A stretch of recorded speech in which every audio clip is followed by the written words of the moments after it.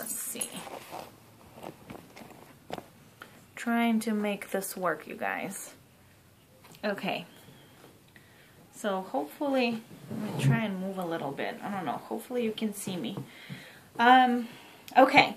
So this lighting is gonna have to do today, you guys. I just got back from work and it's dark outside, so this lighting in the room is horrible. I know that, and I apologize. You're just gonna have to bear with me here.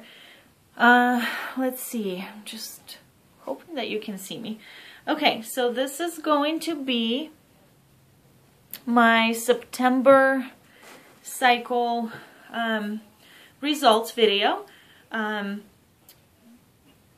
It's going to be a little bit TMI, so for those of you who don't want to listen to anything like that, you can just turn it off right now. And for those of you who are anxious to know the results, I'm going to tell you right now because I don't want you to wait until the end. I'm not going to make you do that. And if you don't want to watch the whole video, then you can just turn it off.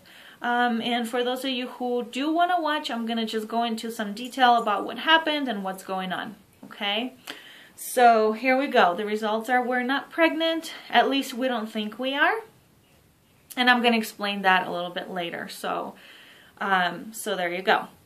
Now, going back to September and my cycle when it started, I had 2 days of light bleeding and then 3 days of spotting, which was unusual for me. It was very light on my, I guess, on my part. I don't know.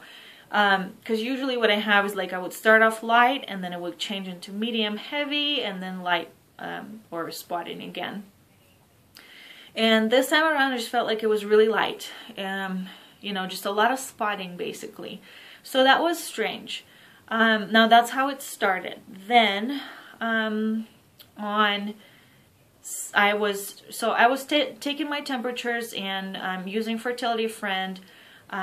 Fertility Friend decided that on cycle day 9 I ovulated because my temperatures went up on cycle day 9. So I thought that was weird.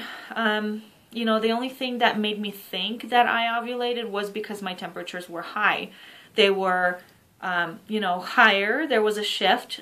They were higher than my pre-ovulation temperatures. So definitely something, you know, it's not my usual temperatures. So my temperatures were high, but it was kind of strange because cycle day 9 is too early. I mean, it can happen. People do ovulate early, but I just felt like it was weird. I didn't really believe that I actually ovulated then. I didn't have any other symptoms at all whatsoever. And so then days passed, and then later on, Fertility Friend switched my ovulation date to cycle day 16, which made a lot more sense. I had some fertile CM right before then, like a few days, and I had a temperature dip on cycle day 15. So it could have been ovulation dip, I'm not sure. So, so cycle day 16 was when Fertility Friend said was my ovulation day. Now my boobs started hurting like a day after that. So, and that's my #1 sign that I ovulated.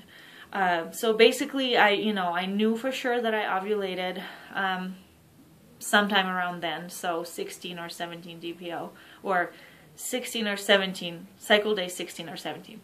Sorry, it's late and I'm like so exhausted I can't think anymore. So anyway,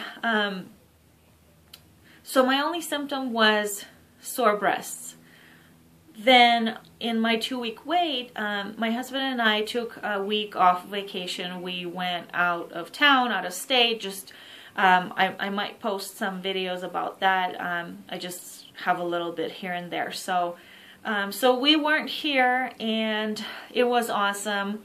Just amazing to be away, not working, not thinking about stuff like that. So so that kind of took my mind off of ovulation and pregnancy and tests testing and all that. So, and so the only thing that I noticed throughout my 2-week wait was that I actually felt like I had more energy then. And that could have been just because we weren't working, we weren't here, so that kind of, you know, lifted my mood and stuff like that. So anyway, we got back home,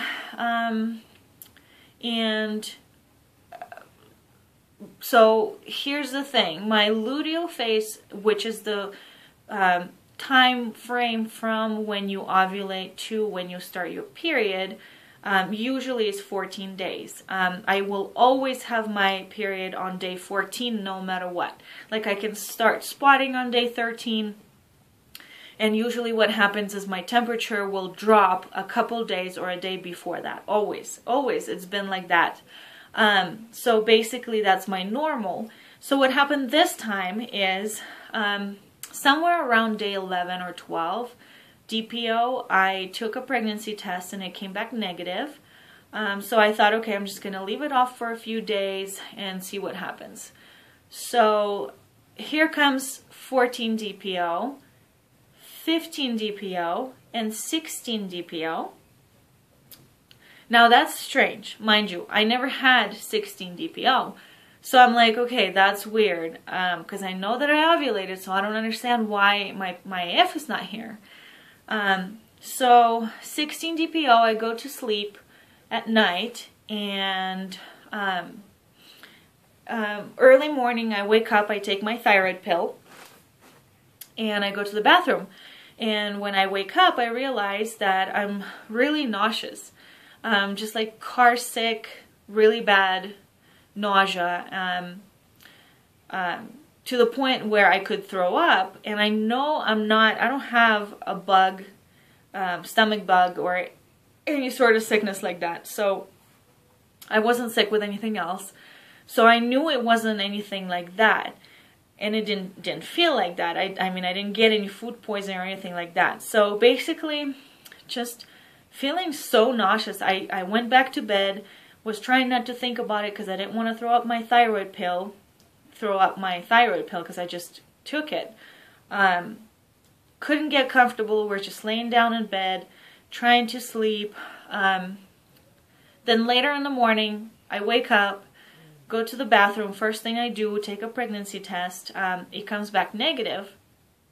So I'm done in the bathroom. I wipe. I see spotting.